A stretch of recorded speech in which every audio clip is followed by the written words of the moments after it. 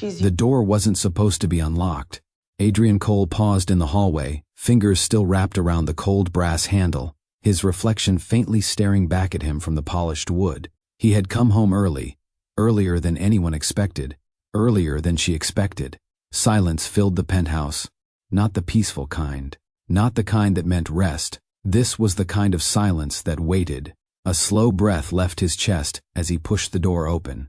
The bedroom lights were dim, curtains half drawn, letting in just enough late evening glow to soften everything into shadows. The scent hit him first, familiar, yet misplaced. Vanilla. And something warmer. Something lived in. His steps slowed. Something wasn't right. The bed.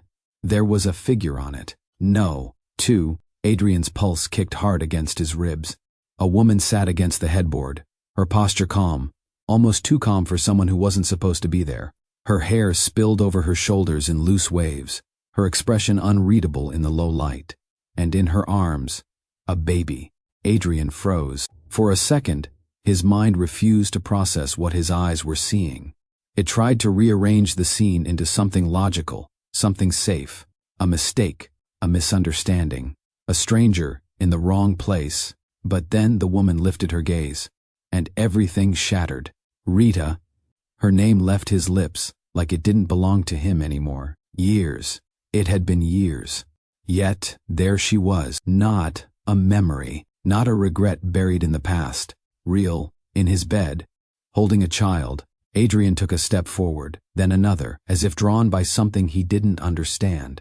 His throat tightened, his thoughts colliding into each other, each one louder than the last. This wasn't possible. Rita Okoye had walked out of his life without warning, without explanation. No calls, no messages, no closure. Just gone. And now she was here, sitting like she had every right to be, holding. His gaze dropped. The baby shifted slightly in her arms, a soft, sleepy movement. A tiny hand curled against the fabric of Rita's blouse. A quiet breath. Adrian's world narrowed. Everything else faded. The penthouse, the city outside, the years that had passed. All that existed was the child. Something in his chest tightened. He stepped closer, closer, until he could see the baby's face clearly. And that's when it hit him. Hard, violently. The baby looked exactly like him, not similar. Not a resemblance you could question or debate. Exact. The shape of the eyes, the curve of the lips, even the faint crease between the brows, as if the child already carried the same quiet intensity Adrian had been known for his entire life. His breath caught. No. The word barely formed. His mind rejected it instantly. There had to be another explanation. There had to be, but the more he looked, the more undeniable it became. The baby was his. A sharp sound escaped him. Half laugh, half disbelief. This isn't funny, Adrian said, though his voice lacked any real conviction. What is this? Some kind of joke? Rita didn't move, didn't flinch, didn't react the way anyone else would have. She simply watched him, calm, composed, like she had already prepared for this moment, like she knew exactly what was happening inside him. And that unsettled him more than anything. Adrian ran a hand through his hair, pacing once, then stopping again as his eyes snapped back to the child. His child, no. He refused to accept that yet.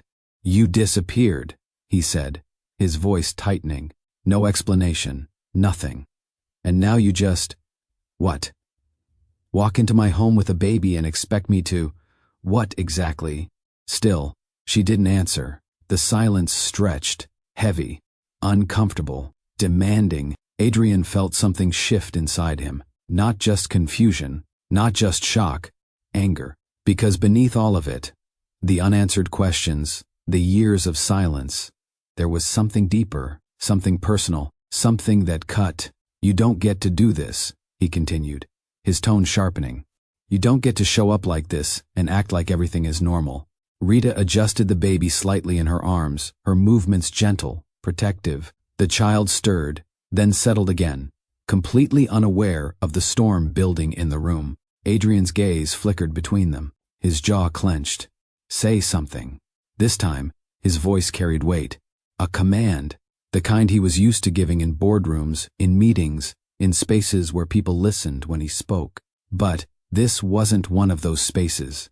And Rita wasn't one of those people. She tilted her head slightly, studying him, not intimidated, not impressed, just observing.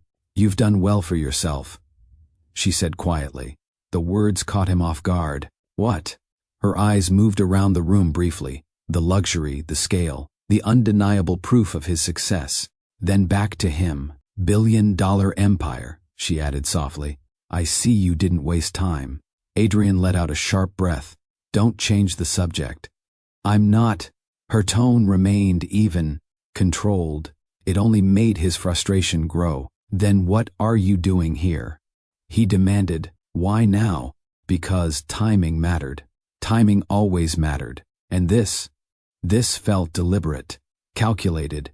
A sudden knock of realization hit him, and his expression hardened. "Is this about money?" he asked bluntly. "Is that what this is? You show up with a child that looks like me and expect, what? A payout? A settlement?" The words came out harsher than he intended, but he didn't take them back. Rita's expression didn't change. Not offended, not defensive, just steady. "If I wanted money," she said, her voice low but firm, "I would have come years ago." That stopped him, because it was true. If this was about money, she had every opportunity long before now, so why wait? Why now? Adrian's mind raced, trying to piece it together, trying to find a version of this that made sense, but nothing did. His gaze dropped to the baby again. The resemblance, it was undeniable, and that scared him more than anything. Because if this was real, if that child was his, then everything he thought he knew about his life, about his past, was incomplete, wrong. "What are you not telling me?" he asked quietly. This time, there was something different in his voice, less anger, more urgency.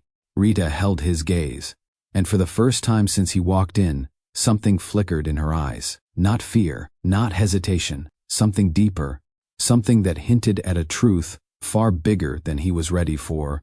The baby stirred again, letting out a soft, restless sound. Rita looked down briefly, her expression softening in a way Adrian had never seen before. Then she looked back up at him, and finally, she spoke. "She's yours." The words landed with devastating precision. No hesitation, no doubt, no room for interpretation. Adrian felt the air leave his lungs.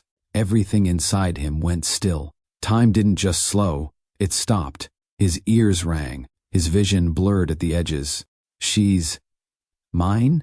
The question came out hollow, like he was hearing himself from a distance. Rita didn't repeat herself. She didn't need to. The truth was already there, sitting in her arms, breathing, existing, looking exactly like him.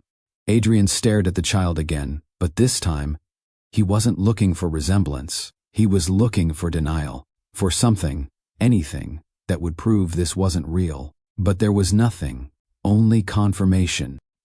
His chest tightened, his thoughts fractured, because this wasn't just about a child. This wasn't just about Rita showing up after years of silence. This was about everything he didn't know, everything he had been kept from, everything that had been decided for him without his consent. A slow, dangerous realization began to form. If she was telling the truth, then someone had taken something from him. Years, moments, a life he didn't even know existed. And suddenly, the question wasn't just, why is she here?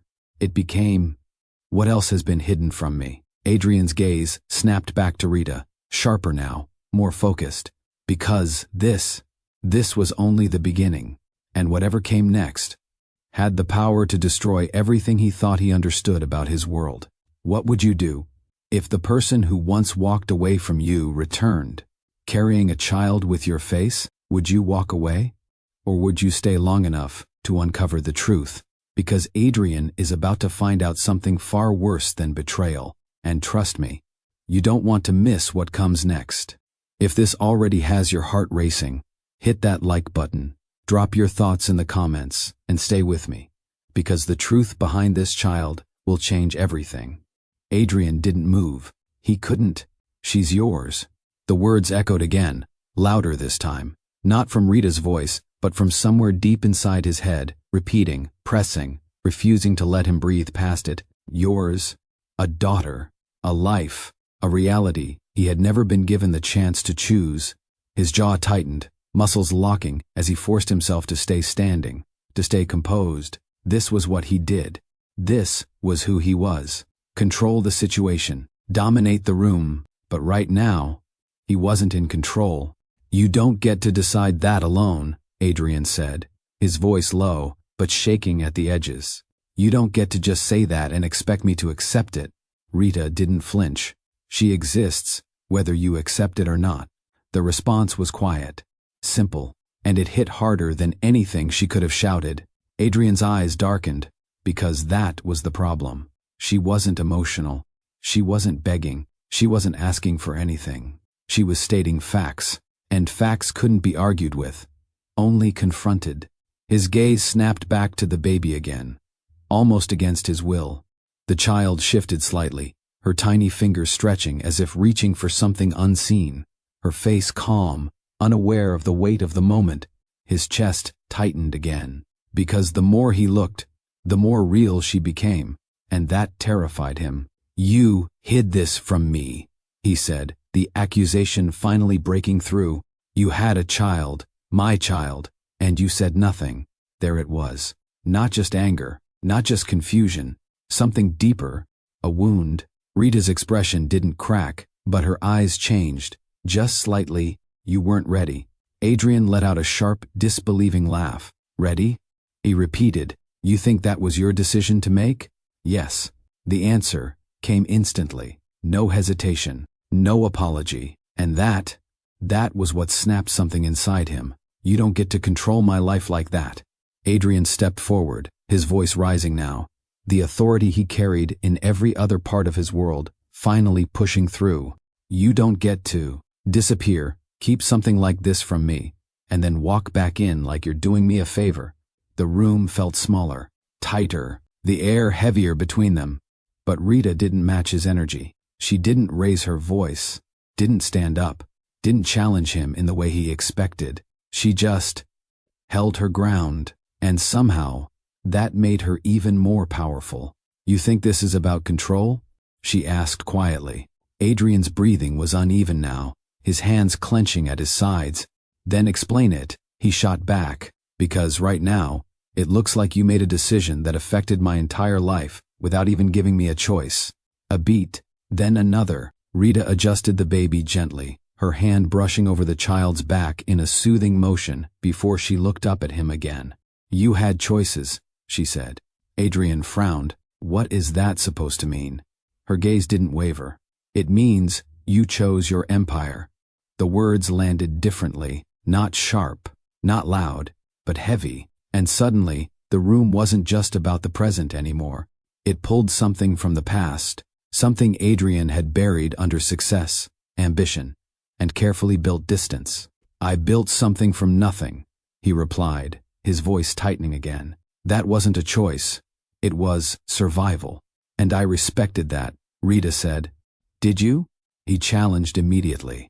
Because it doesn't feel like respect. It feels like you decided I wasn't worth including. Rita inhaled slowly, like she had been expecting that reaction. You weren't stable, she said. Adrian's expression darkened instantly. Excuse me? You were powerful, she clarified, her tone still calm. But power isn't the same as stability. You were building something, yes, but you were also losing yourself in the process. That's your opinion.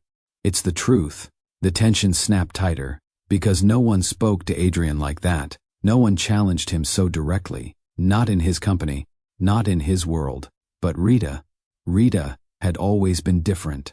And right now, she wasn't just challenging him. She was exposing him. You don't get to rewrite who I was, Adrian said, his voice colder now. You walked away. You don't get to come back and analyze me like you stayed. Rita's eyes softened for just a second. I didn't walk away because I didn't care, she said quietly. Then why? He demanded. This time, there was something urgent in his voice, because beneath all the anger, there was a question he had carried for years. Why did you leave? Rita looked down at the baby again. For a moment, it seemed like she might not answer. But then, I left because staying would have destroyed both of us. Silence. Adrian stared at her, trying to process that, trying to fit it into something that made sense. But it didn't. Destroyed. He repeated, "That's your explanation? You leave, disappear, keep my child from me, and call that protection?" Her eyes lifted to meet his again. Yes. The certainty in her voice made his stomach turn, because she believed it.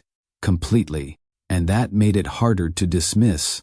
Adrian ran a hand over his face, pacing again, trying to regain some sense of control, some sense of logic in a situation that felt like it was slipping further away from him with every second. "This doesn't make sense," he muttered. "None of this makes sense." "It will," Rita said softly.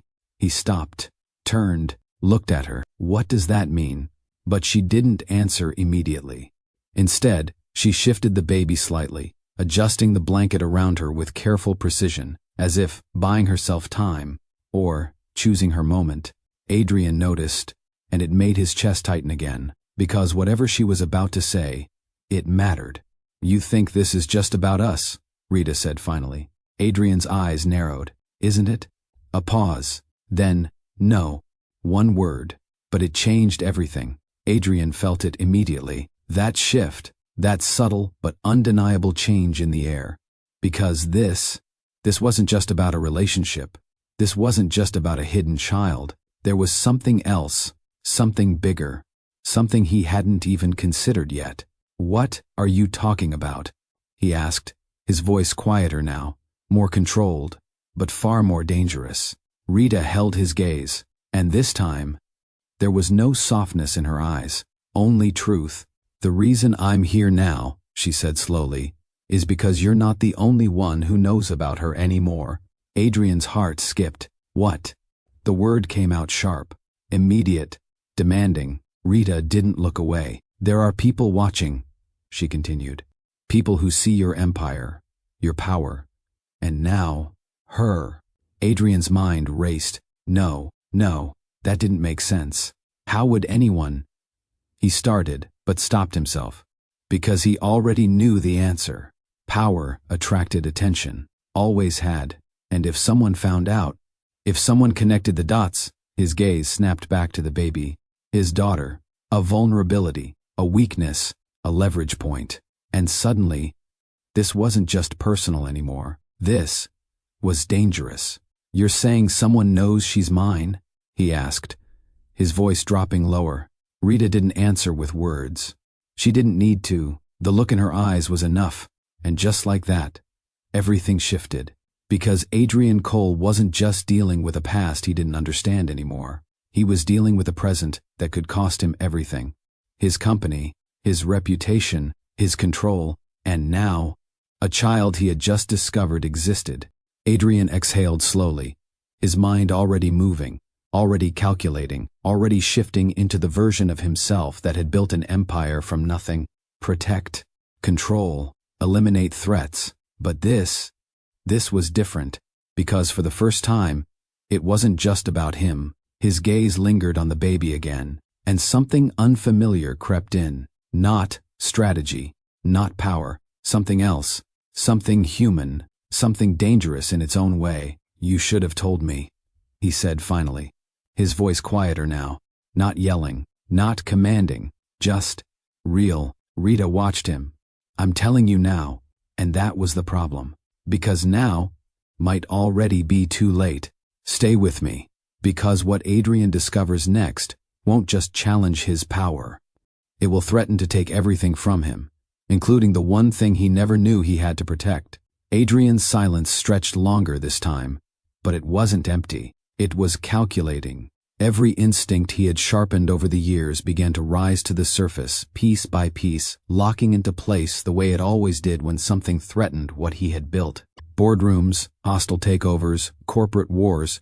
He had faced all of it without hesitation. But this was different, because this threat had a face, and that face was sleeping quietly in Rita's arms. "Start from the beginning," Adrian said, his voice steadier now, but far more dangerous in its control. No deflection. No half-truths. If someone knows about her, I need to understand how. Rita studied him for a moment, as if measuring whether he was ready. Not for answers, but for consequences. Then she nodded once. It wasn't supposed to happen like this, she began. Adrian didn't interrupt. Didn't move. Didn't even blink. I kept her hidden, Rita continued. Not just from you, from everyone. Different city. Different name. Different life. I made sure there were no connections back to you. Adrian's jaw tightened slightly. You're telling me you erased me completely. I protected her completely, Rita corrected, her tone calm but firm. There's a difference. Adrian didn't respond immediately, because part of him understood what she was saying, and another part of him rejected it completely. What changed? He asked. Rita's fingers adjusted the edge of the baby's blanket again, subtle, controlled, but Adrian noticed the shift. It was the first real sign that something beneath her calm surface wasn't as steady as she wanted him to believe. A month ago, she said, someone approached me. Adrian's eyes sharpened instantly. Who? I don't know. That answer didn't sit well with him. You don't know, he repeated slowly, or you won't say. I don't know, she said again. This time more firmly. He didn't give a name. Didn't need to. Adrian took a step closer. What did he want? Rita hesitated. Not long, but long enough, and Adrian caught it. He already knew, she said finally. A pause. Then, he knew about her. About you. About everything I tried to keep buried. Adrian felt something cold settle in his chest. That's not possible, he said immediately. Information like that doesn't just appear. Someone had to give it to him. Rita held his gaze. That's exactly what scared me. The implication hung in the air.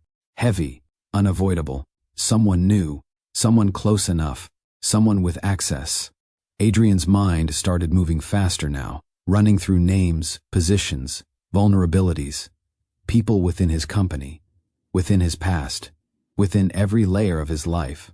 Because leaks didn't happen by accident. They happened because someone allowed them to. What did he say? Adrian asked, his tone sharper now. Rita exhaled slowly. He said I had something valuable, she replied. Something powerful. Adrian's expression darkened. A child is not an asset. To him she is, Rita said quietly. That hit harder than Adrian expected, because he understood that world. Power was leverage. Leverage was control. And anything, or anyone, that could shift power, became valuable. Dangerously valuable. What did he want from you? Adrian pressed. Rita's eyes didn't leave his this time. He didn't ask for money. That narrowed the possibilities immediately. Then what? A beat. Then, he asked for access. Adrian stilled. The word echoed in his mind. Access. Not to her. Not to the child. To something else. To me, Adrian said slowly. Rita nodded. He didn't need confirmation. He already believed she was yours. He just needed a way in. Adrian let out a slow breath, but there was no relief in it. Only realization, because this wasn't random. This wasn't coincidence. This was strategy. And someone out there had already made a move. How long have you known? He asked. A month, Rita repeated. And you waited until now to come to me? There was no accusation in his voice this time, just a question, but it carried weight. Rita didn't look away. I needed to be sure it wasn't a bluff, she said. I needed to know how much he actually had. And, her silence answered for her. Enough. Adrian's jaw tightened again. Did he threaten you? Rita hesitated, and that was all the answer Adrian needed. A shift happened in him then, subtle but unmistakable. The anger that had been directed at her turned outward, because this wasn't just about what she had done anymore. This was about someone else stepping into his life without permission. Someone who thought they could use his name, his blood, his child, as leverage. That was a mistake. A serious one. What exactly did he say? Adrian asked, his voice now dangerously calm. Rita adjusted the baby again, but this time, it wasn't just care. It was protection. He said, she began slowly, that powerful men don't fall because of competition. Adrian's eyes narrowed slightly. They fall because of what they refuse to protect. The room went still, completely still, because that wasn't just a statement, it was a warning. Adrian let the words settle, analyzing them, breaking them apart, reconstructing the intention behind them. This wasn't about money. It wasn't even about access alone. It was about pressure, psychological, strategic, personal. Whoever this was, they understood him, or at least, they thought they did. Adrian took another step closer, stopping just short of the bed this time. His gaze dropped to the baby again, her small chest rising and falling in quiet rhythm, completely unaware of the storm forming around her existence. His daughter. The word still felt foreign, but it was becoming harder to deny. She's not a weakness, Adrian said quietly. Rita didn't respond, because they both knew that wasn't entirely true. In the world Adrian operated in, anything that could be targeted was a weakness, unless he made it untouchable. Adrian's gaze lifted back to Rita. You should have come to me the moment this happened. I'm here now, she replied. That doesn't change the risk. It changes who's facing it. That landed, because she wasn't wrong. This wasn't her fight anymore. Not alone. Adrian exhaled slowly, running a hand over his face again. But this time it wasn't frustration. It was transition. He was shifting from reaction to action. Did anyone follow you here? He asked. No. Did you tell anyone where you were going? No. Does he know you'd come to me? Rita paused, and that pause said everything. Adrian's eyes sharpened instantly. He's watching, Adrian concluded. Not a question, a fact. Rita didn't deny it, and that was the moment everything clicked into place. This wasn't just about exposure. This wasn't just about leverage. This was a setup, a test, to see how Adrian would respond, to see how far he would go, to see what he would protect.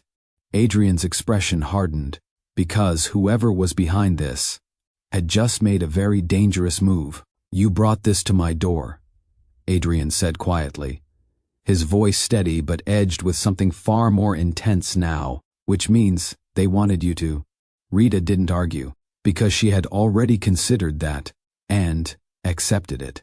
Adrian let out a slow breath, then another, and when he spoke again, there was no confusion left, no hesitation, only clarity. They don't know me as well as they think they do. Rita watched him carefully, because she recognized that tone, that shift, that version of Adrian, the one who didn't just build empires, he protected them, ruthlessly, efficiently, without apology. But this time, there was something new layered into it, something that hadn't been there before, something neither of them fully understood yet. Because now, it wasn't just about power. It wasn't just about control. It was about a child. And that changed everything. Adrian's gaze dropped one last time to the baby, then back to Rita. You're not leaving, he said. It wasn't a suggestion. It wasn't a request. It was a decision. Rita held his gaze. And if I refuse?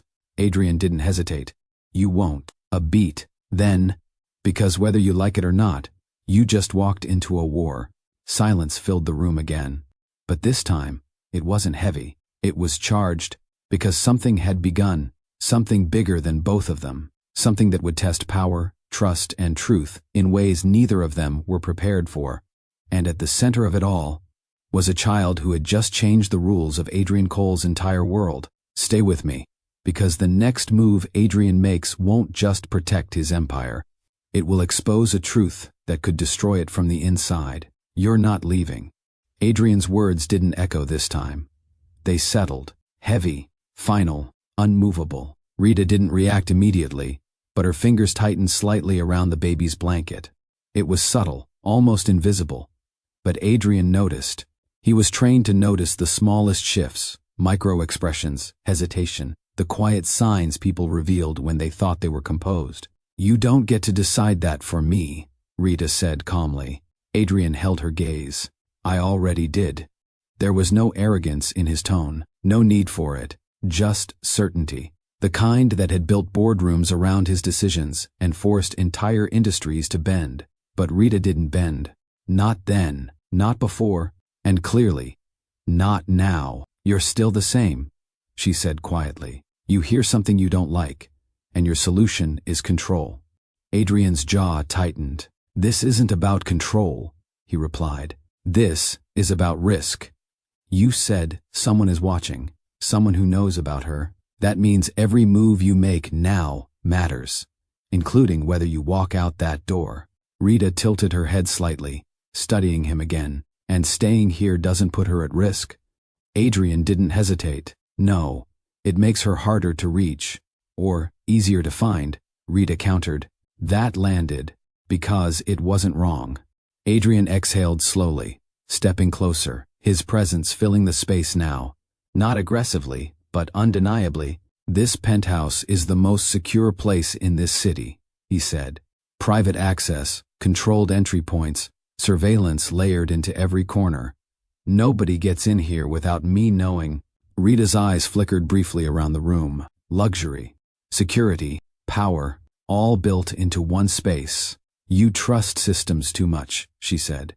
And you trust running too much, Adrian shot back. Silence followed. But this time, it wasn't tension, it was friction. Two people who had always seen the world differently, standing on opposite sides of the same problem. You think I've been running? Rita asked. I think you've been hiding, Adrian replied. I've been surviving. The correction came fast, sharp, and for the first time, there was emotion in her voice. Real emotion. Adrian caught it, and something in his expression shifted, just slightly. From me? He asked. Rita held his gaze.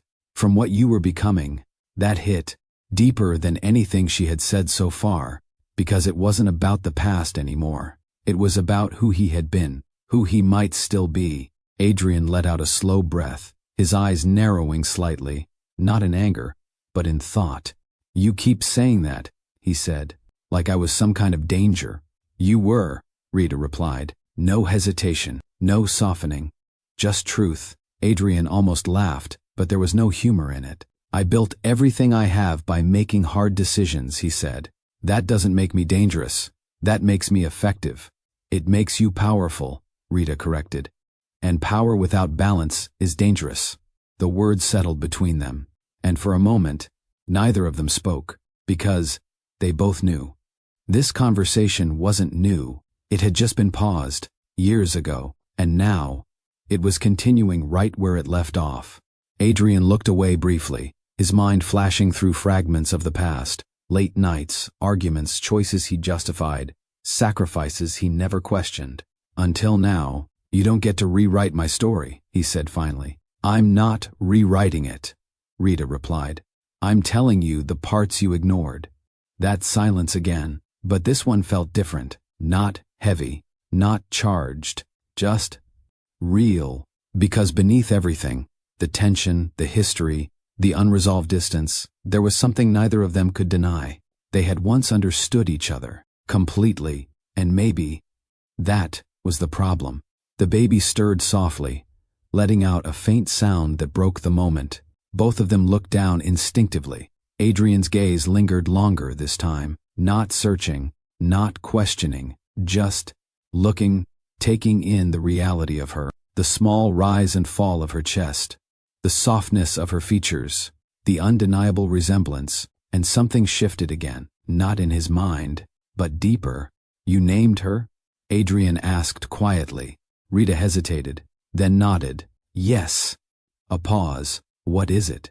Rita looked down at the baby, her expression softening in a way Adrian hadn't seen since she walked in. Amara. The name landed gently, but it stayed. Adrian repeated it in his head. Amara. It felt unfamiliar, and yet, strangely right. She has my eyes, he said before he could stop himself. Rita didn't argue. Yeah, she said softly. She does. Another pause. This one quieter, less guarded. But it didn't last, because reality didn't allow it to. Adrian straightened slightly, his expression sharpening again as the weight of everything returned. Whoever approached you, he said, shifting back into focus, they made a mistake. Rita looked up. Which part? Adrian's eyes darkened. They turned something personal into strategy. A beat, and I don't lose in strategy. There it was, that version of him. Cold, precise, uncompromising, the version that built an empire and crushed anything that threatened it. But Rita didn't look convinced. "Be careful," she said quietly. Adrian frowned slightly. "Of what?" "Of thinking this is just another problem you can solve," she replied. "Because if someone went through the trouble of finding her, of finding me—" She trailed off slightly, then finished. "They're not afraid of you." That landed, not as an insult, but as a warning, and Adrian took it seriously, because fear wasn't the only thing that controlled outcomes. Sometimes it was confidence, and confidence, in the wrong hands, was dangerous. Adrian nodded slowly. "Then I'll give them a reason to be." Rita studied him, trying to read what that meant, trying to decide whether that was protection or escalation. "You still don't understand," she said. Adrian's gaze sharpened. "Then explain it." Rita hesitated, and this time, it wasn't subtle, because, whatever she was about to say, it was bigger than everything else. "You think this is about getting to you," she said slowly. Adrian didn't interrupt, didn't move, didn't even breathe differently, but his focus locked completely. "It's not," she continued, "a beat, then. It's about replacing you." Silence. Complete, absolute. Because that changed everything. Adrian's expression didn't break, didn't shift, didn't react the way most people would, but something behind his eyes hardened, sharpened, focused. "Say that again," he said quietly. Rita held his gaze. "They're not trying to use you," she said. "They're trying to remove you." The words settled in, slow, heavy, precise, and suddenly, the situation wasn't just dangerous. It was targeted, calculated, personal on a level Adrian hadn't fully grasped yet, because this wasn't about leverage anymore. This was about takeover, erasure, replacement. Adrian let out a slow breath, but this time, there was no hesitation in it, no confusion, no uncertainty, only decision. "Then they've already lost." Rita's brows tightened slightly. "You sound very sure." Adrian looked at her, then at the baby, then back at her. And when he spoke again, there was something new in his voice. Not just power, not just control, something deeper. "They just gave me something I won't walk away from." His gaze dropped once more to Amara, his daughter, and this time, there was no denial left, only recognition, and something far more dangerous than anything before it. Purpose. The room didn't feel the same anymore, not because anything had physically changed, but because Adrian had. Moments ago, he was reacting. Now, he was assessing. That shift alone altered the entire atmosphere. He moved away from the bed slowly, not out of retreat, but to create space. Distance that allowed him to think clearly, to observe without being pulled entirely by emotion. His mind, trained by years of high-stakes decisions, began sorting through everything Rita had said, and everything she hadn't, because what she wasn't saying mattered just as much. "Sit," Adrian said, gesturing faintly toward the armchair across from the bed. Rita didn't move, not immediately. Her eyes held his for a moment longer, as if weighing whether to follow the instruction or challenge it. That hesitation told him everything he needed to know. She wasn't here to follow his lead. She was here on her own terms. "I'm fine where I am," she replied. No edge, no resistance in tone, but the refusal was absolute. Adrian didn't push it. He simply nodded once, filing it away. Another detail, another shift in control. "Then we'll talk like this," he said calmly. He walked to the floor-to-ceiling window, the city lights stretching endlessly below. Normally, that view grounded him. It reminded him of what he had built, what he controlled, what belonged to him. But tonight, it felt distant, irrelevant, because everything that mattered was behind him. Adrian turned back. His eyes landed on Rita, then the baby, then back to Rita again. "You said someone approached you," he began, voice measured. "You said they knew about her, about me. And you're telling me you don't know who they are." "I'm telling you what I know," Rita answered. That's not enough. It has to be. Adrian's jaw tightened slightly. Why? Rita adjusted the baby gently, her hand brushing across Amara's back in a slow, soothing motion. The child stirred, letting out a soft sound before settling again. Adrian noticed that, not just the movement, but the instinct behind it. Protective, immediate, unthinking, it did something to him, something small, but undeniable. You're used to having complete information before you act, Rita said quietly. Adrian's attention snapped back to her. Because that's how you stay ahead. And what happens when you don't have it? She asked.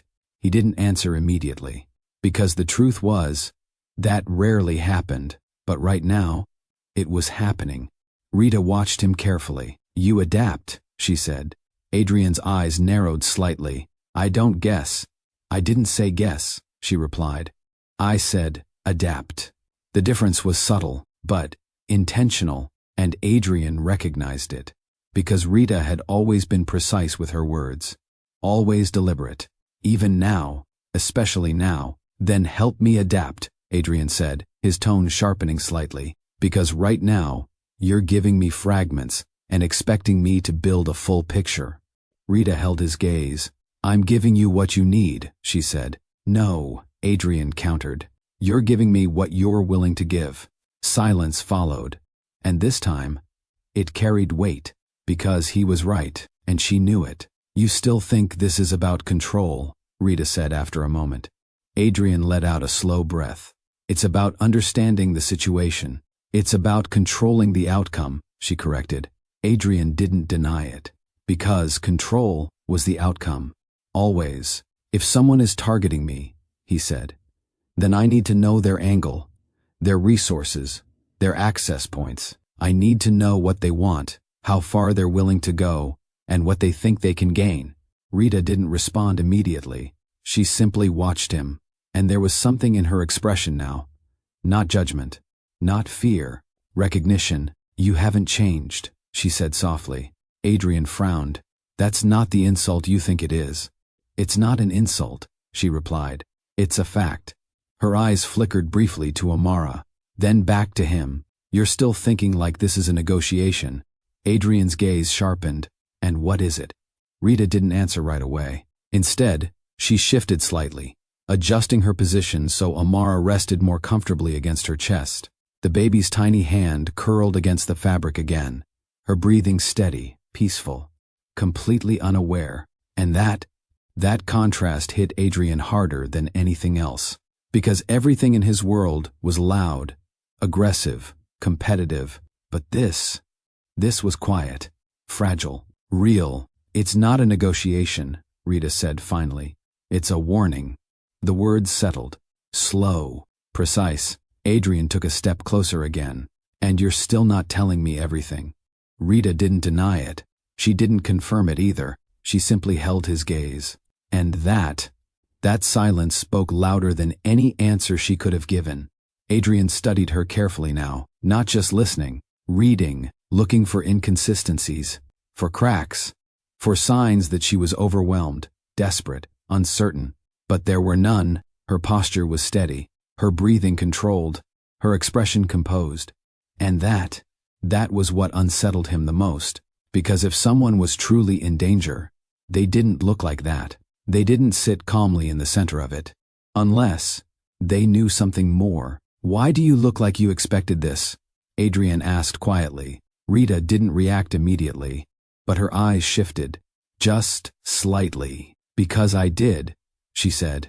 Adrian's expression hardened. You expected someone to find you? I expected the past to catch up eventually. That answer didn't satisfy him. Because it wasn't specific enough. Not for him. Then why come now? He pressed. Why not before? Why not when it first happened? Rita exhaled slowly. Because timing matters. Adrian almost scoffed. Timing always matters. That's not an explanation. It is when you understand what's at stake. Then help me understand. Rita looked at him. Really looked at him. As if deciding something. As if measuring whether he was ready for a piece of truth she had been holding back. But instead of speaking, she looked down at Amara again, and something in her expression softened. Not weakness, not distraction, something else, something deeper, and Adrian saw it. He saw how naturally she held the child, how instinctively she adjusted her, how everything about her posture changed when it came to protecting that small life. And for a moment, just a moment, his questions paused. Because something inside him shifted again. Not logic, not strategy, something instinctive, something unfamiliar. Amara stirred slightly, her tiny face scrunching for a brief second before relaxing again. A quiet, soft sound left her lips, and without thinking, Adrian stepped closer, closer than he had been before. His gaze locked onto her, not searching for resemblance this time, not questioning, just observing, and something cracked. Not fully, not visibly, but enough, because for the first time, he wasn't looking at a situation. He was looking at a child. His child. "You've been doing this alone," he said quietly. Rita didn't respond immediately, but this time, her silence felt different, less guarded, more honest. "Yes," she said finally. One word, but it carried years inside it. Adrian swallowed slightly, his eyes still on Amara, and something in his chest tightened again. Not anger, not confusion, something else, something heavier. "You should have told me," he said. The words came out softer this time. Less accusation, more truth. Rita looked at him. "I know you think that," she said. Adrian's gaze lifted. "I don't think that. I know it." Rita held his eyes. "And I know why I didn't." Silence followed. But this one felt like a line drawn, because neither of them was ready to cross into that truth yet, and Adrian knew it. So he shifted, back to what he could control, back to what he understood. "This person," he said, his tone sharpening again, "they approached you once. That means they'll approach again." Rita nodded slightly. "Yes." "Did they give you a timeline?" "No." "Instructions?" "No." Adrian frowned. "That doesn't make sense." "It does, if they're testing reactions." That stopped him, because that aligned with his thinking. "They're watching how you move," Rita continued. "How I move. What we do next." Adrian's eyes narrowed. "Then we give them something to watch." Rita studied him carefully. "And what exactly does that look like?" Adrian's expression didn't change, but something behind his eyes sharpened. "It looks like control." Rita's gaze held his. "And if that's what they expect?" Adrian didn't hesitate. "Then we give them something they don't." A pause. "Then we shift the board." Rita exhaled slowly, and for the first time, there was the faintest hint of concern in her eyes. Not fear, but awareness, because she knew what that meant, because she knew Adrian, and when he said something like that, it wasn't a reaction, it was a move. Time passed, not measured in minutes, but in tension. Adrian didn't rush his next move. He didn't bombard her with questions again. He didn't push for answers she clearly wasn't ready to give. Instead, he watched, and that, more than anything, changed the dynamic, because now, Rita was the one being observed.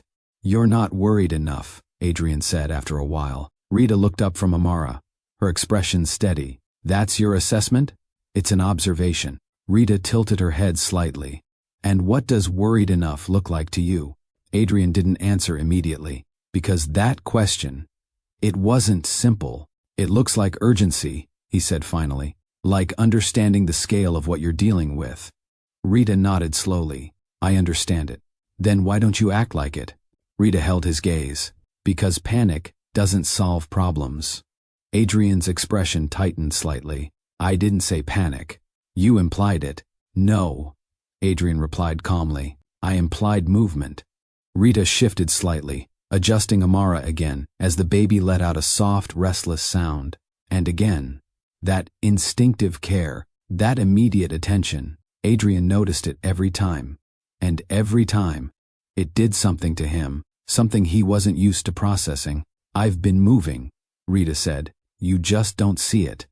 Adrian's eyes narrowed. "Then show me." Rita hesitated, and that hesitation, it was deliberate, because she was choosing What to reveal? What to hold back? You think I came here without thinking this through? She asked.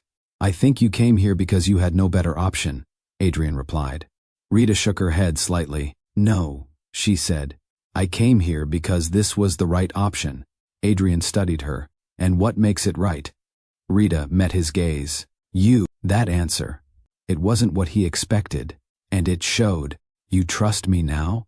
He asked. Rita didn't look away. I trust what you are when something matters to you. Adrian's expression hardened slightly. That's not the same thing. It's enough. Silence followed. Because that was complicated. And true in a way neither of them wanted to fully acknowledge. You're still holding back, Adrian said. Yes. No denial, no hesitation, just honesty. Adrian exhaled slowly. And you expect me to work with that? I expect you to work with what you have, Rita replied. That answer, it frustrated him, because it forced him out of his usual structure, out of complete information, out of certainty. But at the same time, it challenged him. And Adrian didn't back away from challenges. He adapted. You're not desperate, he said, after a moment. Rita raised a brow slightly. Should I be? If someone is targeting your child, yes. Rita's gaze softened briefly as she looked down at Amara. I've already been desperate, she said quietly. That's how I kept her safe this long. Adrian didn't respond immediately, because that wasn't something he could argue with. You're calm now, he said. I'm focused. Those aren't the same thing. They are when panic is no longer useful. Adrian studied her carefully, because this wasn't the Rita he remembered. Or maybe it was just refined, sharper, stronger. You've changed, he said.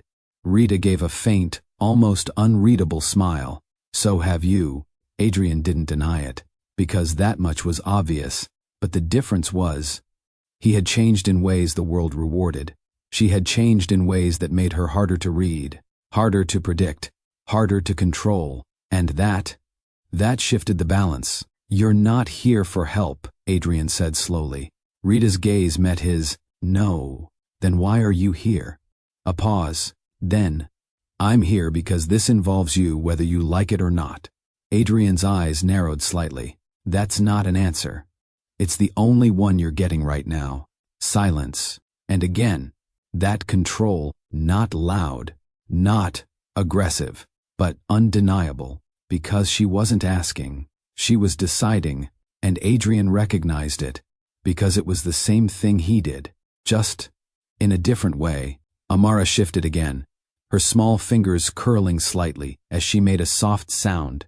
Adrian's attention moved to her instantly, unconsciously, and this time, he didn't step back. He stayed, watching, listening, present, and Rita saw it. She didn't comment on it, didn't acknowledge it, but she noticed, because that was new and important. Adrian looked back at her, and this time, his voice was quieter, but more certain. You didn't come here for protection. Rita held his gaze. No, you came here for something else. A pause. Then, yes. Adrian's eyes sharpened. What? Rita didn't answer, not directly. Instead, she said something else, something that shifted everything again. You're asking the wrong question. Adrian frowned slightly. Then what's the right one? Rita looked at him, and for the first time since she walked in, there was something in her eyes that hinted at what was coming next. Not fear, not hesitation. Truth. The right question, she said slowly, is not why I'm here. A beat. Then, it's why they want you gone now. Silence. Heavy. Deliberate. Unavoidable. Because that question changed everything. And Adrian knew it. New York hadn't always felt cold, not to them. Back then, it felt like possibility. Adrian Cole wasn't the man the world knew yet. He had ambition, yes, drive, definitely, but he didn't have the empire, not yet. What he had was Rita, and somehow, that had been enough. Their apartment wasn't anything like the penthouse he lived in now. It was smaller, quieter, tucked into a street where the city noise softened just enough to feel livable. But it was theirs. And that mattered. Rita stood by the window that morning, sunlight catching the edges of her hair as she adjusted the sleeve of her blouse. Simple, elegant, effortless in a way that didn't demand attention, but always received it. Adrian watched her from across the room, leaning against the doorway, coffee in hand. "You're going to be late," he said. Rita didn't turn immediately. "I won't," she replied calmly. "You say that every time, and I'm still not late." Adrian smirked slightly. "That's because you like cutting it close." Rita turned then, one brow lifting slightly. "That's because I don't waste time."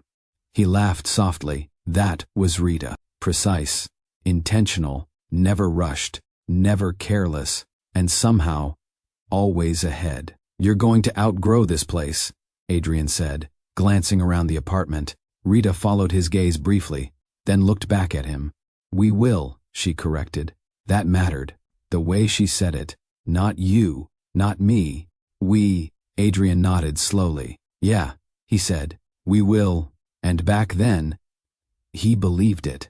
Completely. New York noticed Rita before it noticed Adrian. Not because she was loud, not because she demanded attention, but because she carried herself in a way that made people pause without understanding why. She didn't chase validation. She didn't compete for space. She simply occupied it. Fully, confidently, without apology. At events, people gravitated toward her without effort. Conversations lingered longer when she spoke. Even those who outranked her socially or professionally found themselves adjusting, subtly shifting their tone, their posture, their assumptions. Adrian saw it early, and at first, he admired it. They moved together through rooms filled with influence and ambition, but their energy was different. Adrian observed patterns, calculated opportunities, tracked conversations that could become leverage. Rita, on the other hand, connected. She remembered names. She asked questions that made people feel seen. She listened, really listened, in a way that disarmed even the most guarded personalities. "You don't network," Adrian told her once. Watching as she effortlessly held the attention of a room, Rita smiled faintly. "I don't need to." That confidence fascinated him, because it wasn't built on status. It wasn't built on wealth. It was built on something far more stable, self-worth, and that made her powerful in a way Adrian couldn't measure. At one particular gala, one of the first major ones Adrian had been invited to, he watched something shift. Not in her, in how people responded to her. A senior executive, someone Adrian had been trying to get in front of for months, ended up spending nearly 20 minutes in conversation with Rita. Not business, not strategy, just conversation. Genuine, engaged. By the time Adrian joined them, the dynamic had already changed. The executive wasn't assessing anymore. He was interested. "You're the one building that firm I've been hearing about," the man said, turning to Adrian. Adrian nodded. "I am." The executive glanced briefly at Rita. "She speaks highly of you." That mattered, more than any pitch Adrian could have delivered, because credibility, real credibility, couldn't be forced. It had to be transferred. And Rita had just done that effortlessly. On the ride home, Adrian was quiet, not distant, just thinking. "You're analyzing again," Rita said, glancing at him. Adrian smirked slightly. "Always. And what's the conclusion?" He looked at her. "You're an advantage." The words came out naturally, logically, like a compliment. But something in Rita's expression shifted. Just slightly, not enough for most people to notice. But Adrian saw it. "I'm your partner," she corrected gently. Adrian nodded. "Of course." And he meant it. At least, he thought he did. But that moment, that small shift in language, marked something subtle. Because, where Rita saw connection, Adrian was beginning to see value. And value could be measured, used, positioned. That difference didn't break them. Not yet.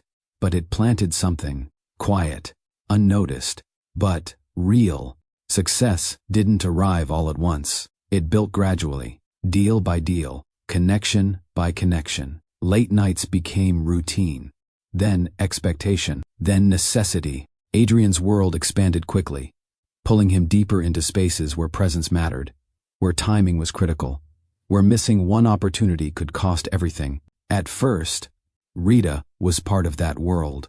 She attended events with him, sat through long dinners, engaged with people who spoke in strategies and numbers. But over time, the balance shifted.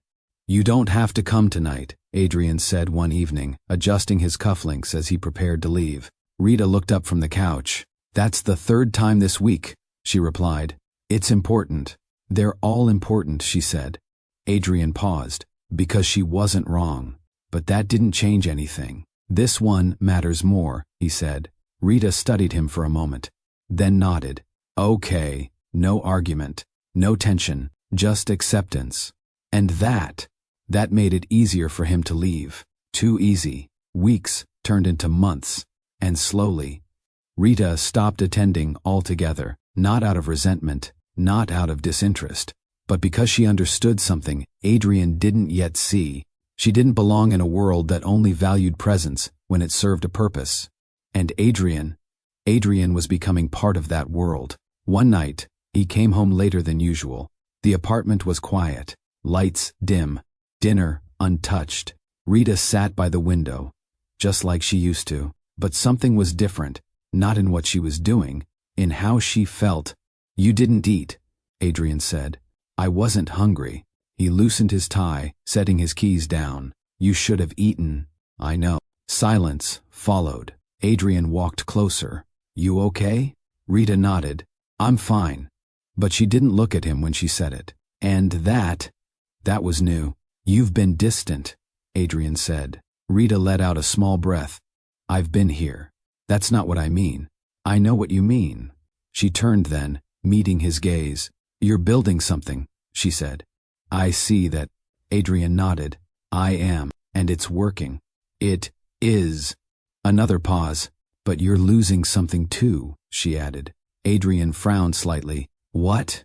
Rita held his eyes. "Us." The word hung between them. Not dramatic, not loud, just honest. Adrian exhaled slowly. "This is temporary," he said. "Once things stabilize." "They won't," Rita interrupted gently. He blinked. "What?" "They won't stabilize," she said. "Because the more you build, the more it demands." Adrian shook his head slightly. "That's not how this works." Rita gave a faint, knowing look. "It already is." He didn't respond, because part of him knew she was right, but admitting that would mean questioning everything he was working toward, and he wasn't ready to do that. So instead, he chose what felt necessary. "I'm doing this for us," he said. Rita's expression softened, but not in agreement.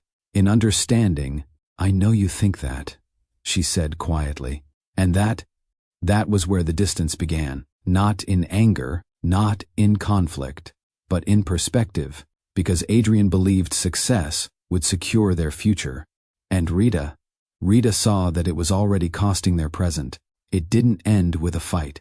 There was no shouting, no dramatic exit, no moment where everything collapsed all at once. It ended quietly, and that made it worse. Adrian came home early that day, a rare occurrence. Something had shifted in his schedule, a deal closing faster than expected, a meeting canceled. For once, he had time, and for once, he chose to come home. The apartment was still, too still. Rita stood in the center of the room, a small bag by her side, not packed for a trip, packed for something else. Adrian frowned. "What's this?" Rita looked at him, calm, composed, the same way she had looked earlier in the penthouse, the same way she looked now. "I'm leaving," she said. No hesitation, no build-up, just truth.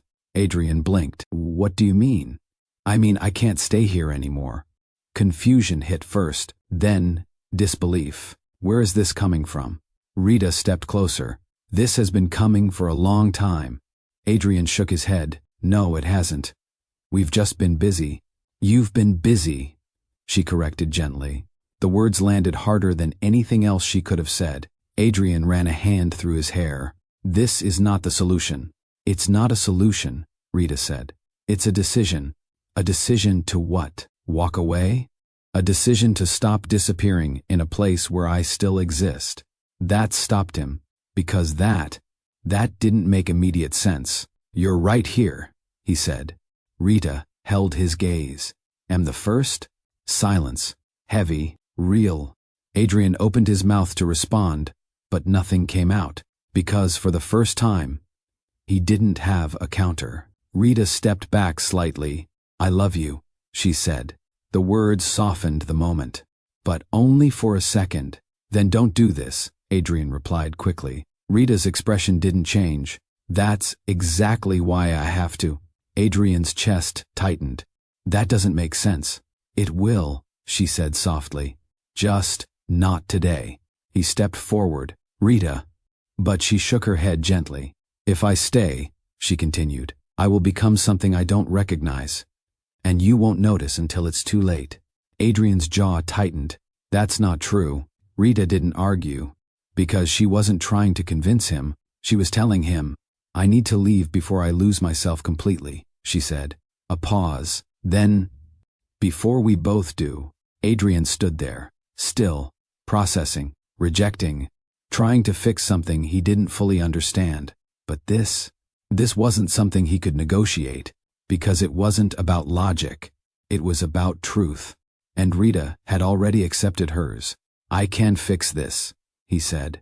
Rita gave a small, almost sad smile. I know you believe that. And that was the difference. Belief versus reality. Adrian stepped closer again. Then give me the chance. Rita looked at him, really looked at him, and for a moment, it seemed like she might stay, like she might reconsider. Like everything could shift. But then, she stepped back, and that moment passed. I already gave you chances, she said quietly. The words didn't come with anger.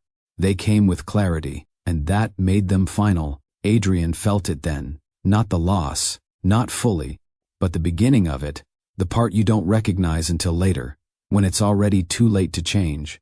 Rita picked up her bag, moved toward the door, and Adrian didn't stop her, not because he didn't want to, but because he didn't understand that this was the moment that mattered most, the moment that required something different from him, something he wasn't ready to give. The door opened, then closed, and just like that, she was gone. No explanation, no return, no trace. Until now, the gala was never just a party. It was a stage. Every detail had been calculated. The lighting, the guest list, the timing of announcements, the press coverage already positioned outside before the first car even arrived. This wasn't just another high society gathering. This was Adrian Cole's night. The night his company crossed into a new level of power. The night he would solidify his place among the elite he had spent years working toward. And Rita had chosen this same night for something else entirely. She stood in front of the mirror, fingers resting lightly against the fabric of her dress. It was elegant, structured, intentional. Nothing about it was accidental. Not even the way it fell, just enough to hint at a change in her body that only she fully understood. Her reflection stared back at her, calm, composed, but beneath that, everything was shifting.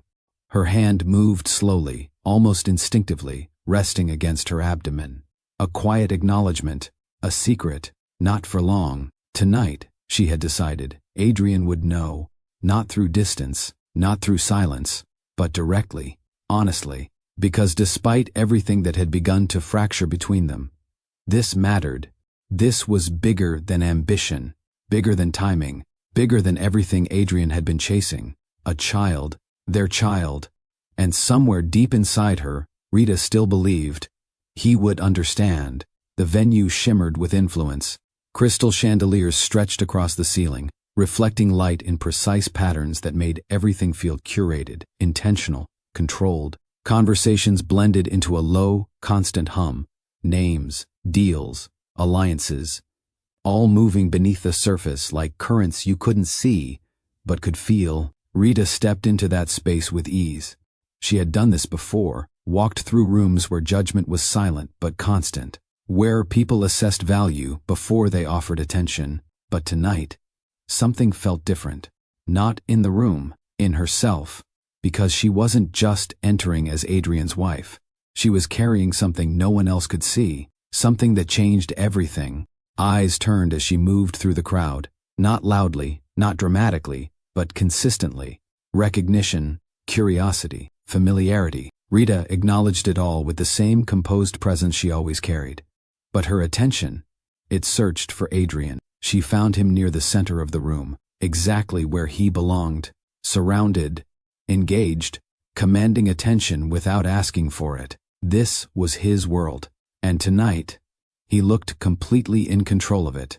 Rita watched him for a moment before approaching, not because she hesitated, but because she was observing, taking in the version of him that the world saw, and comparing it to the version she knew.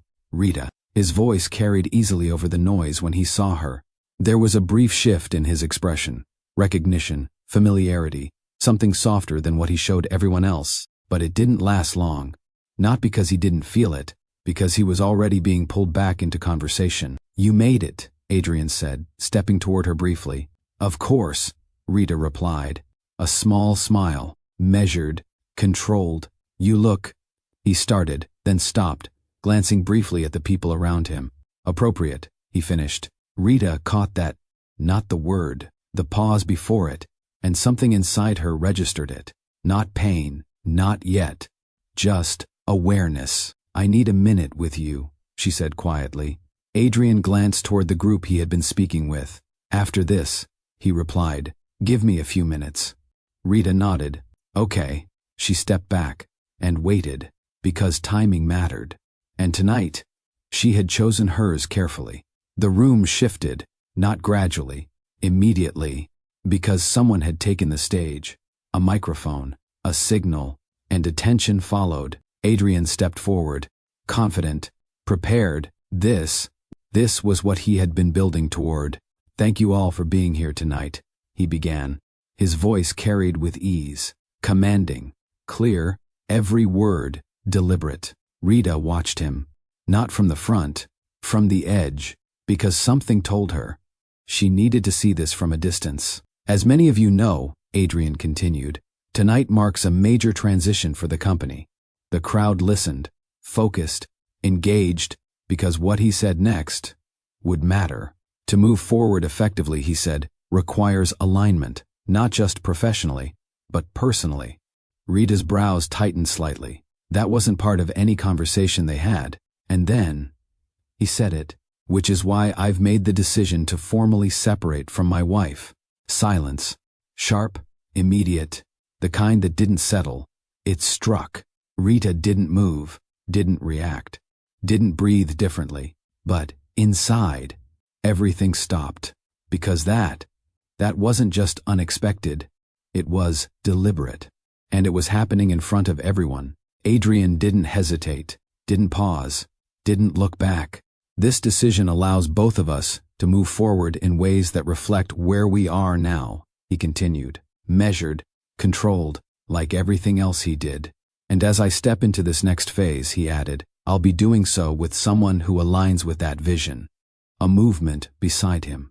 A woman stepping forward, polished, strategic, the kind of presence that fit perfectly into the world Adrian was building. The message was clear, not just separation, replacement. The crowd reacted instantly. Whispers, shifts, phones already lifting, because this wasn't just personal, this was spectacle. Public, permanent. Rita stood still, watching, taking it in, not as a victim, but as someone witnessing a decision she hadn't been included in. No one expected her to stay composed. No one expected her to stand there without breaking, because in a room like that, humiliation demanded reaction, tears, anger, anything that made the moment complete. But Rita did none of that. She didn't cry, didn't argue, didn't interrupt.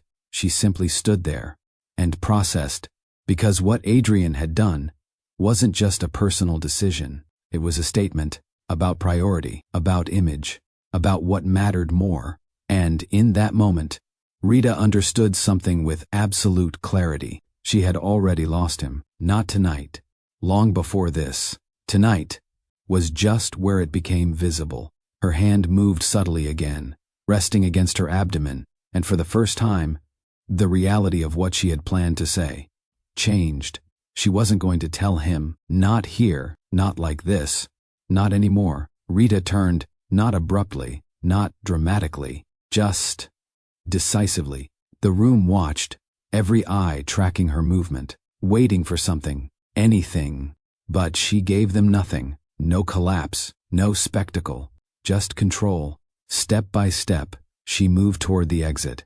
Each step steady, measured, intentional, because dignity was the only thing she still owned in that moment, and she wasn't going to lose it. Behind her, the noise continued. The event carried on, because, in that world, nothing stopped for personal loss. But Rita didn't look back, not once, because she didn't need to. Everything she needed to understand had already been made clear. If that was you, standing in a room where the person you trusted chose status over you, would you ever forgive him? Or would you walk away the way she did, and never look back? The city didn't change for her. It didn't slow down, didn't soften, didn't acknowledge what she had just walked through. But Rita changed, not outwardly, not in ways people could easily see, but internally, completely. She left quietly, no announcements, no explanations, no attempt to reclaim narrative, because she understood something most people didn't. Silence could be power, and attention was not always worth having. The pregnancy became real in a different way after that night. Not a moment to share, not a future to plan together, but a responsibility, a decision, and Rita made it alone. Starting over didn't look dramatic. It looked small, controlled, intentional, a new space, a new routine, a new identity that didn't rely on Adrian's name. Rita didn't rush. She didn't panic. She planned. Every step forward was calculated, not for speed, but for stability. She didn't look for sympathy, didn't tell her story, didn't position herself as someone who had been wronged, because that narrative, it limited her, and Rita refused to be limited. Instead, she focused on skill, on structure, on building something that belonged entirely to her. It started quietly. Design sketches, fabric choices, late nights spent refining ideas that had nothing to do with survival and everything to do with identity. Rita had always understood aesthetics, structure, presence, but now she applied it differently. Not for events, not for appearances, for creation. What began as small, personal projects slowly evolved into something more structured, more intentional, more ambitious, not loud, not public, but real and growing.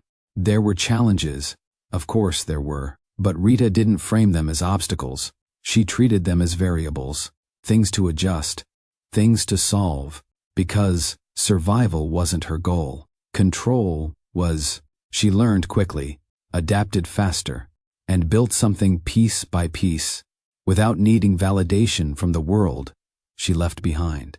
The same world that had once measured her value through proximity would never see this version of her coming. By the time Amara was born, Rita wasn't just surviving, she was building something structured, something intentional, something that didn't depend on anyone else's approval. And she kept it that way, hidden, growing, strategic, because she understood something Adrian was only beginning to learn. Power didn't always need to be visible to be real. Sometimes, the most dangerous moves were the ones no one saw coming. The fallout from the gala didn't slow Adrian down. If anything, it accelerated him. The headlines came fast, sharp, and relentless. Adrian Cole announces divorce at major industry event, power move, or personal collapse. Who is the woman standing beside him now? Speculation spread across media, business circles, and social platforms.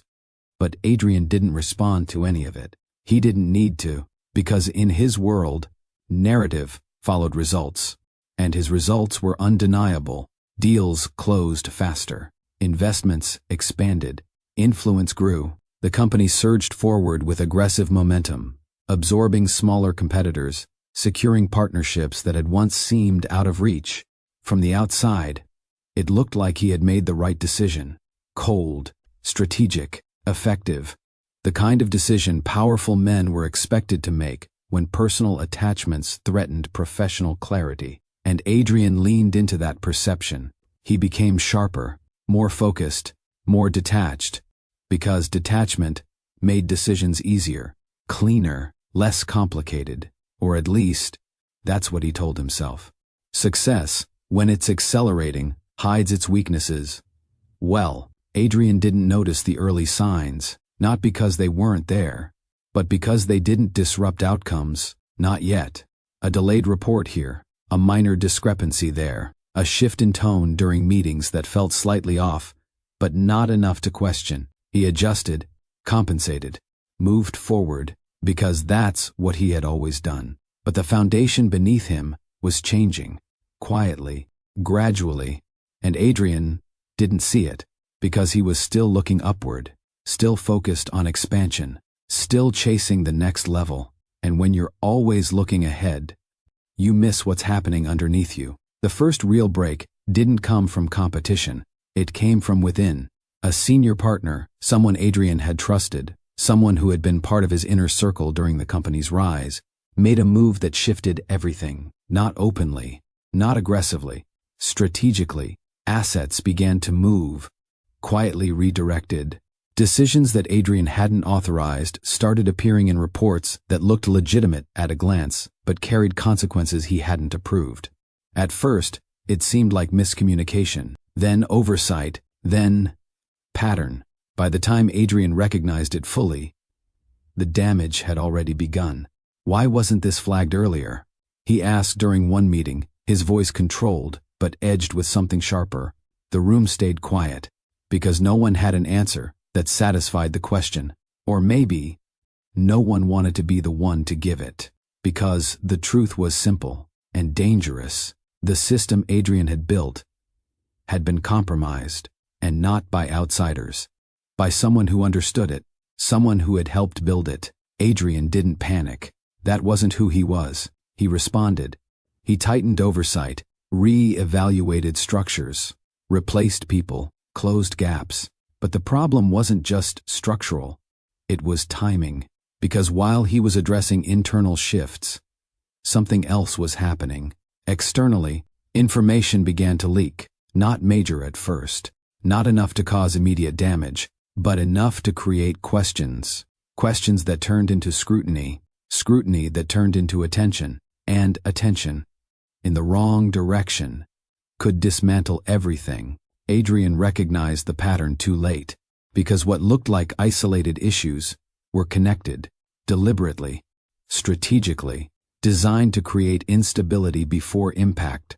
The leak that mattered didn't come quietly. It surfaced publicly, suddenly, completely. Financial inconsistencies, internal disputes, questions about leadership decisions. Not accusations without substance, but not fully proven either. Which made it worse, because uncertainty damaged credibility faster than confirmed failure. The media shifted tone. Investors hesitated. Partners began reevaluating their positions, and for the first time in years, Adrian wasn't ahead of the situation. He was responding to it, and response was not where he operated best. The numbers didn't fall immediately, but confidence did, and confidence was what held everything together. Once that shifted, everything else followed. Deals stalled, funding tightened, relationships weakened, and the empire Adrian had built started to show its fragility, not because it wasn't strong, but because it had been stretched too fast, too far, without the balance Rita had once tried to protect. Adrian saw it now, too clearly, but recognition didn't reverse damage. For the first time in years, Adrian didn't know his next move, not because there weren't options, but because none of them guaranteed control, and control was everything.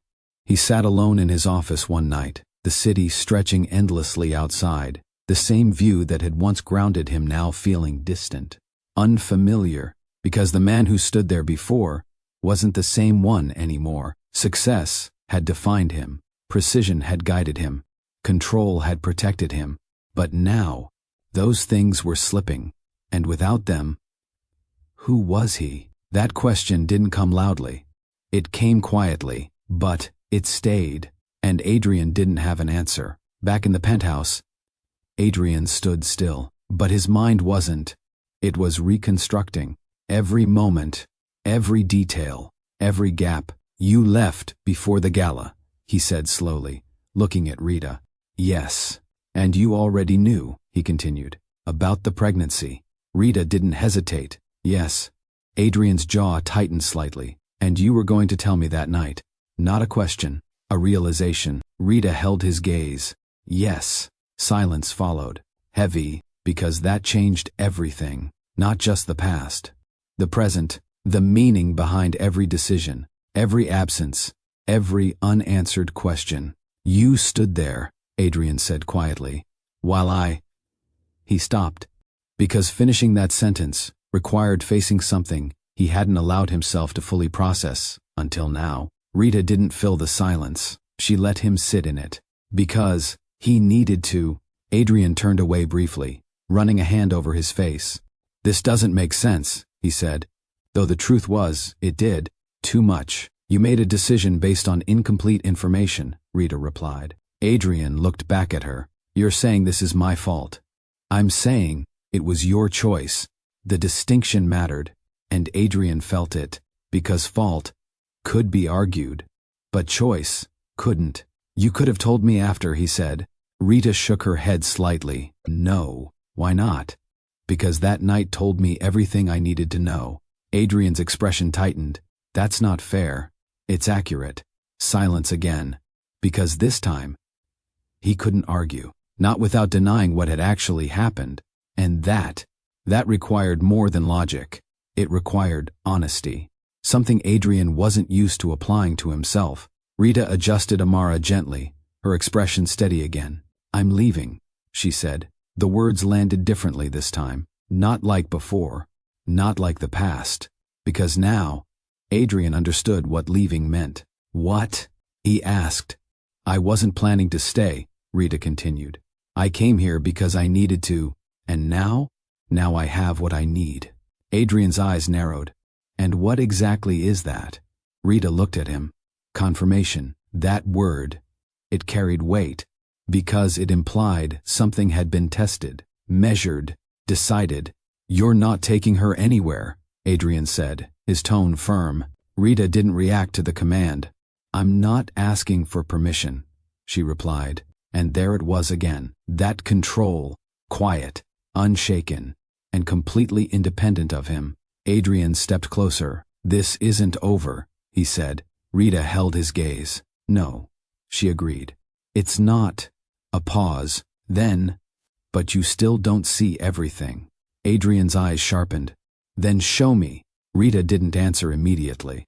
And that hesitation, it wasn't uncertainty, it was intention. Because whatever remained, it was bigger than what had already been revealed. You're asking questions, she said slowly, but you're still assuming you understand the game. Adrian's expression hardened. I understand enough. Rita shook her head slightly. No, she said. You understand the version of it you've played before. A beat. Then, this isn't that. Silence. Because that changed the stakes again. Adrian felt it. That shift, that sense that something was still hidden, something critical, something that connected everything, but hadn't been fully revealed yet. And, for the first time, he realized something he wasn't used to admitting. He wasn't ahead, not this time, and whatever came next would determine whether he ever got there again. Adrian didn't make impulsive decisions. Even now, especially now, he moved with precision. But something about the situation with Rita had shifted his usual pattern. It wasn't just about the child. It wasn't just about the threat. It was about the gaps, the things she wasn't saying, the pieces that didn't align with the version of events he could logically construct. And Adrian, he didn't tolerate incomplete systems. So he started digging, not publicly, not through obvious channels, quietly, through the same networks that had once helped him build everything. Contacts, data trails, movements that didn't look connected, until you knew where to look. Rita had been careful, extremely careful. No public footprint tied to Adrian, no financial links that could be traced easily, no shared identifiers that would raise questions, but nothing stayed hidden forever. Not when someone like Adrian was looking. And what he found wasn't direct, it was indirect. Repeated references, mentions of a name that kept appearing in spaces that mattered, not loudly, but consistently. Okoye Atelier. At first, it didn't mean anything. Just another emerging name in a competitive industry. But the pattern, that's what caught his attention. Because patterns didn't lie. Adrian didn't follow trends. He analyzed them.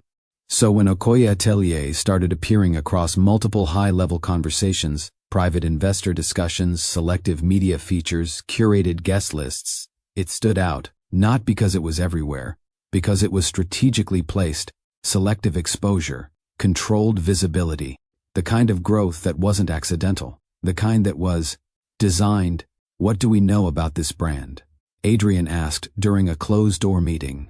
One of his analysts pulled up limited data. That's the issue, she replied. There's not much available publicly.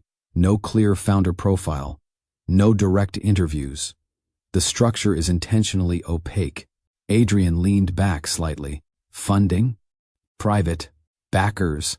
Unconfirmed. That narrowed it, because anonymity at that level wasn't common. It required intention, resources, planning. Then how is it gaining this much traction? Adrian asked. The analyst hesitated briefly. Because of influence, she said. The people supporting it, they matter. Adrian's eyes narrowed slightly. Names. She shook her head. Not openly listed. But we've seen attendance patterns. Key figures showing up at private previews. Editors, buyers, investors. A pause. People who don't waste time on something without substance. That was enough. Adrian didn't need full visibility to understand significance. He understood positioning. And whatever Okoye Atelier was, it was positioned correctly, too correctly. The name stayed in his mind longer than expected. Not because it was obvious, because it wasn't.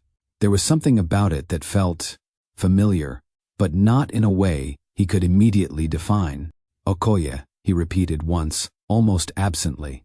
It didn't trigger anything immediate, not yet, because context was missing, and without context, even the most obvious connections could remain invisible. So Adrian did what he always did when something didn't make sense. He moved closer to it. Directly, not through reports, not through summaries, through presence. Where is their next major showing? He asked. Paris, came the response. That made sense, because if something was being built at that level, Paris was where it would be validated, where it would be tested, where it would either rise or disappear. And Adrian, he needed to see it himself. Paris didn't feel like New York. It wasn't built on speed. It was built on presence, on detail, on legacy. Adrian stepped into that environment with the same controlled awareness he carried everywhere. But this time, there was something else layered into it. Curiosity. Because this wasn't his usual world.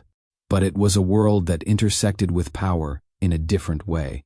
Cultural influence, aesthetic authority, the kind of impact that shaped perception without needing direct control.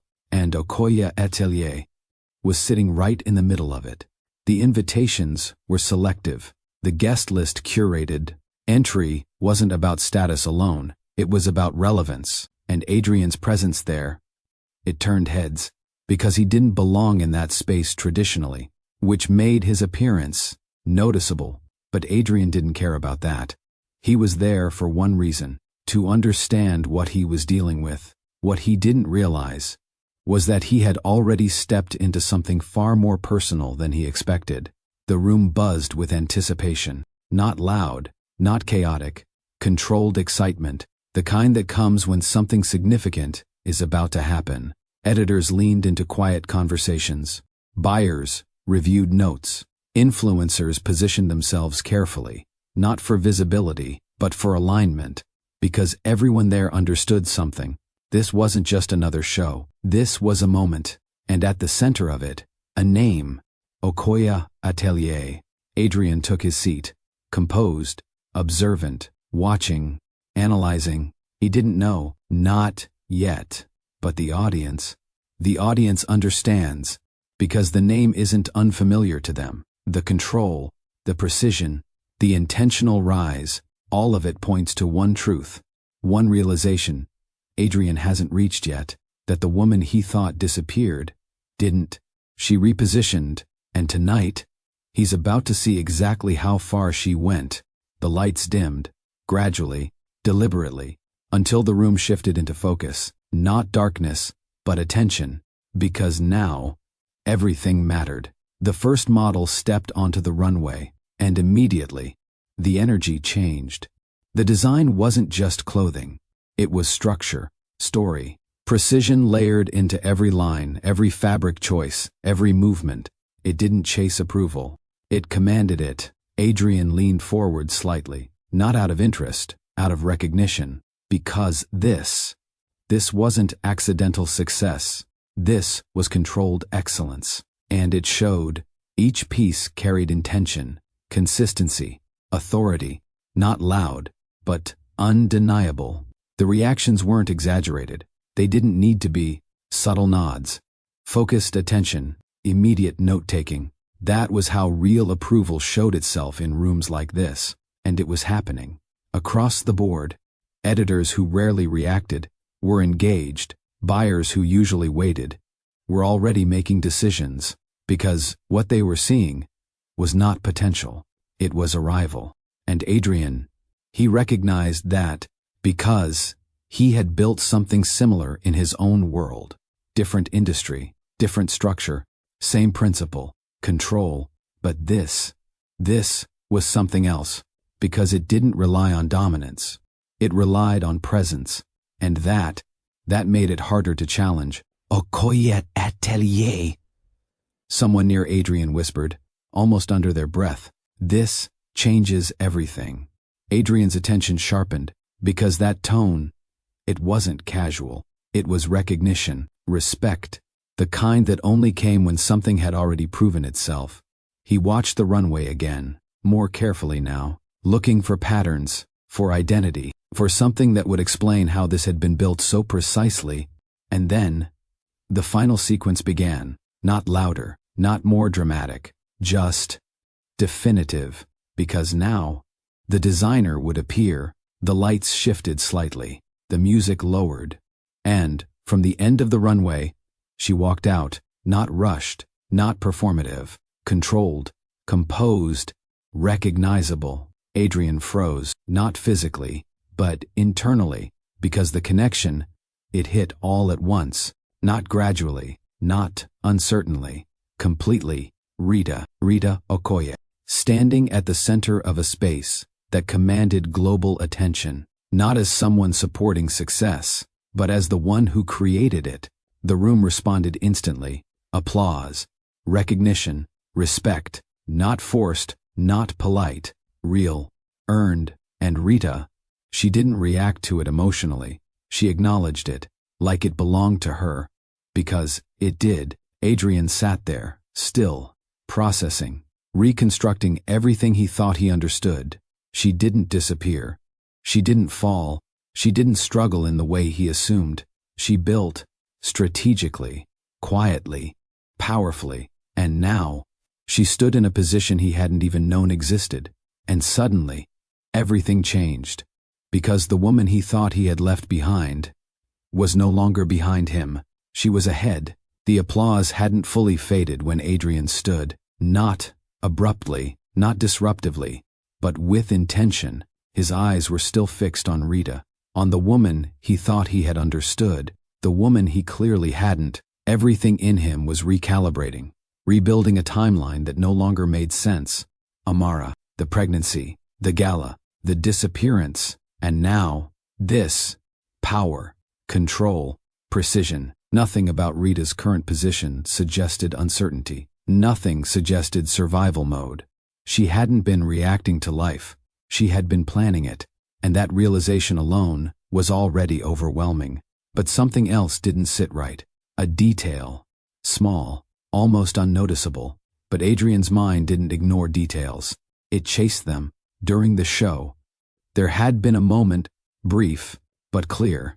A pause, backstage, a second figure. Another child, not Amara, not the one he had seen in the penthouse, different, and Adrian.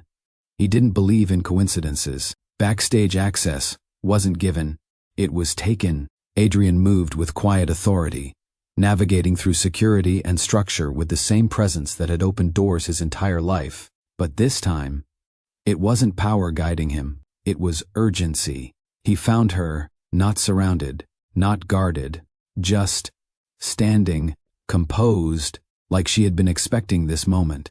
"You knew I would follow," Adrian said. Rita didn't deny it. "Yes." His jaw tightened. "There's something you didn't tell me." Rita studied him carefully. Then, she said something that shifted everything again. "I told you what you were ready to hear." Adrian's eyes sharpened. "And what am I not ready to hear?" A pause. Then, she turned slightly and gestured. A woman stepped forward. Not a stranger. Someone trusted. Holding a child. Another child. Adrian's breath didn't stop. It dropped, heavy, uncontrolled, because what he was seeing didn't require explanation. The resemblance was there, not identical, but undeniable. The same eyes, the same structure, the same presence. His voice came out lower this time. "Rita." But the rest didn't form, because the truth, it didn't need words. "They're twins," Rita said calmly. No hesitation, no build-up, just truth. And Adrian, he felt it, not like shock, like impact.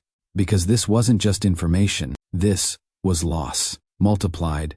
He hadn't missed a child. He had missed two lives, two beginnings, two realities that had existed without him. And suddenly, the weight of everything he thought he lost before, it doubled. "You don't need a test," Rita said quietly. Adrian looked at her. Because she was right. He didn't. But still, he asked, "Did you?" Rita nodded once. "Yes." Documentation, confirmation, proof that existed long before this moment. Long before Adrian even knew there was a question to ask. "I wasn't guessing," she added. And that removed the last layer of denial. Because this wasn't possibility, it was certainty. And Adrian stood there, facing something he couldn't control, couldn't reverse, couldn't rewrite. A family that had existed without him. The announcement didn't come from Adrian. It didn't come from speculation. It came from Rita, not loudly, not dramatically, but clearly, controlled, intentional. When she stepped back onto the stage later, the room expected closure, acknowledgement, continuation. What they didn't expect was expansion. "This brand was built on identity," Rita said, her voice steady, "on understanding what we carry and what we choose to protect." The audience listened, focused, because she had already earned that. "And for me," she continued, "that began with family." A subtle shift. Then, she revealed them. Both children, not hidden, not protected from visibility, but presented with dignity, with ownership. And the room, it changed. Because this wasn't just a designer anymore. This was legacy. Personal, real, unfiltered. And Adrian, he stood there, part of that moment, but not in control of it. For the first time, he was the one being revealed. Applause followed, respect followed, recognition followed.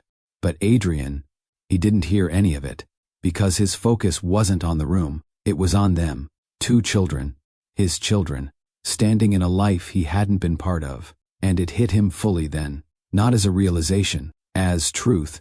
He hadn't just lost a relationship, he had lost a family. Years, moments, first words, first steps, everything that couldn't be recreated, everything that couldn't be recovered. And no level of power, no level of success, could replace that. Adrian didn't speak immediately. Because this wasn't a situation he could approach the way he used to. There was no strategy, no positioning, no advantage, just truth and consequence. For the first time, He didn't know what to say, not because there were no words, because none of them felt sufficient. Rita watched him, not waiting, not expecting, just observing. And Adrian, he understood something clearly. This moment wasn't about reclaiming power. It was about acknowledging loss. I was wrong.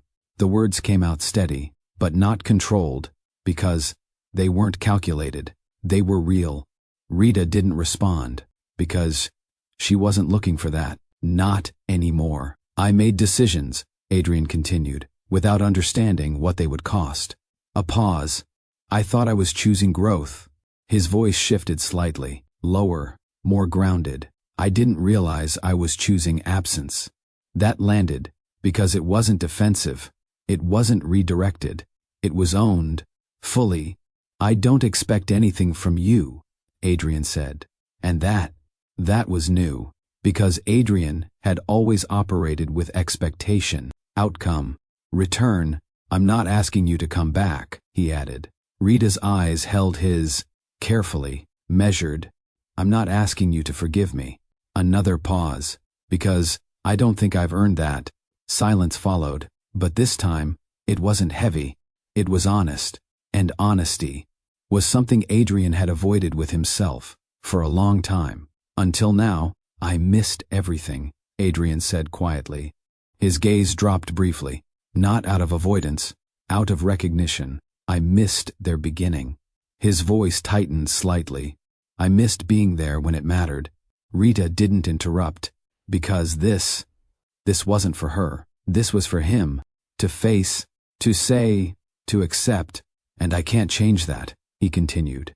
A beat, but I can acknowledge it. That mattered, because acknowledgement was the first step toward anything real. There was no trace of the man who stood on that gala stage years ago. No performance, no control, no positioning, just a man, facing the consequences of his own choices. I don't know what comes next, Adrian admitted, and for the first time, he paused slightly. I'm not pretending that I do. That honesty, it changed everything about him. Not his past, not what he had done, but who he was becoming. And Rita, she saw it, clearly, because this version of Adrian didn't exist before. The room didn't rush to fill the space between them. No one moved to interrupt. No one stepped in to guide the moment forward. Because this wasn't something that could be resolved with speed. Adrian had said what he needed to say. For the first time in his life, there was no strategy behind it. No outcome he was trying to force. Just truth. And now, everything rested with Rita. She didn't respond immediately. She didn't soften. She didn't step closer. She simply stood there, holding both presence and distance at the same time.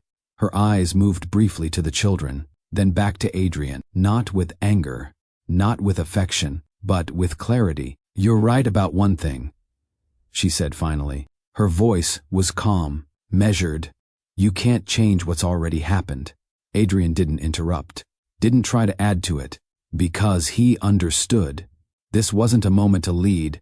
It was a moment to listen. What you did, Rita continued, wasn't just a decision, a pause. It was a direction. The distinction settled heavily, because decisions could be isolated.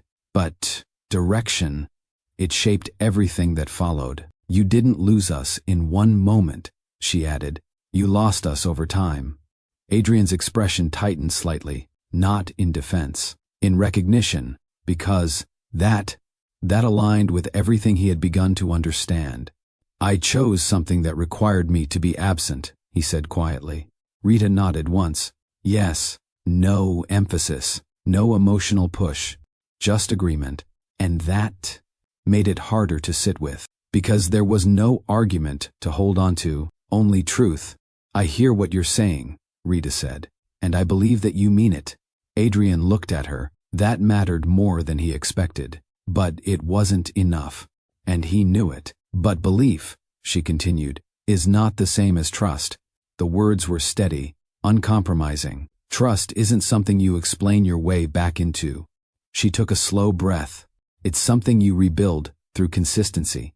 Adrian didn't respond, because he understood that, on a level that had nothing to do with business, nothing to do with power, everything to do with what he had broken. And that takes time, Rita added. Time you don't control. That last part. It mattered.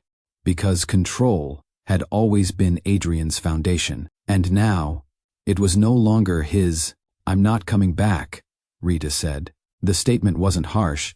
It wasn't final in tone, but it was clear. Adrian nodded slowly. "I didn't expect you to," he replied. And that was another shift. Because he wasn't negotiating anymore. He was accepting. Rita studied him for a moment, measuring whether that acceptance was real or temporary. "You don't get to step back into our lives as if nothing happened," she continued. Adrian's gaze didn't waver. "I know. You don't get to define your role here," she added. Another pause. "I will." That was the boundary. Not emotional, not reactive, structural. And Adrian, for the first time, didn't challenge it. "Okay," he said. And the simplicity of that response, it carried weight, because it meant he understood something essential. This wasn't about reclaiming position. It was about earning presence. Rita's gaze softened slightly. Not in forgiveness, not in reconciliation, but in acknowledgement. "You can be part of their lives," she said. The words landed carefully, not as permission, as possibility. "But that will depend on what you do next," she continued. "Not what you say, not what you promise, what you do." Adrian nodded. "Because that made sense. You won't get immediate trust," she added. "You won't get easy access." Her tone remained steady. "But you'll get the opportunity to show up." That was the door, not open, not closed, but present. And for Adrian, that mattered more than anything else he could have asked for. The children shifted slightly, drawing attention back to what truly mattered. Not the past, not the conflict, but the future. Adrian looked at them again, this time, not as something he had lost, but as something he might still be able to be part of. In a different way, on different terms, and for the first time, that felt enough, not satisfying, not complete, but real. Rita stepped back slightly, not creating distance, reinforcing it, because boundaries were now part of the structure between them, and that structure was necessary. "We move forward," she said, "not together, not apart, but forward." And Adrian understood that forward would not look like the past. Some losses don't happen all at once. They happen slowly, in choices that seem logical at the time, in priorities that feel necessary, in moments where what matters most isn't treated that way.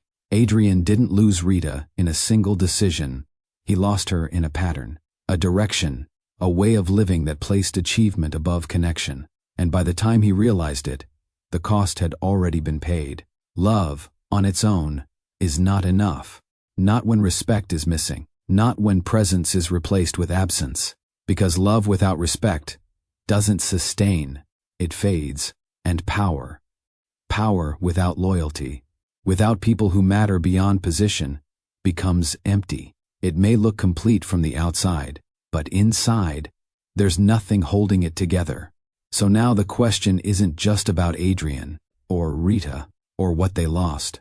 It's about you. If you were in Rita's position, would you allow someone back into your life after that kind of loss?